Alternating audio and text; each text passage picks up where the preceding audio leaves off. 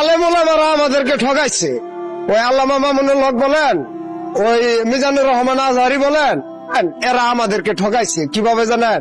যে ওনারা বলে যে খেলাফত এদেশে প্রতিষ্ঠা করা হবে, হযরত উমর রাদিয়াল্লাহু আনহুর শাসন ব্যবস্থা বাংলাদেশে আনা হবে।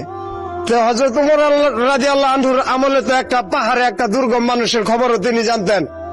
আর আমরা যে চোখের সামনে রিক্সা চালক নিপীড়িত হইতেছি, ওই আলেম ওলামারা তো একদিনও কয় না।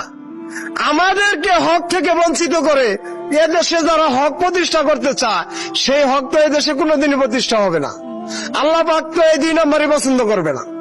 আলেম ওলামাদের দায়িত্ব ছিল যে আমরা রিক্সা চালক, আমাদের 60-70 বছর বয়স, আমাদের মানবাধিকার কি, আমাদের উপরে কি হক আছে, এই দেশে ইসলামের কি হক আছে আমাদের কাছে, আমরা এই রাষ্ট্রের কি হক পাই, এটা আমাদের চাইতে ওই আলেম ওলামারা ভালো জানে।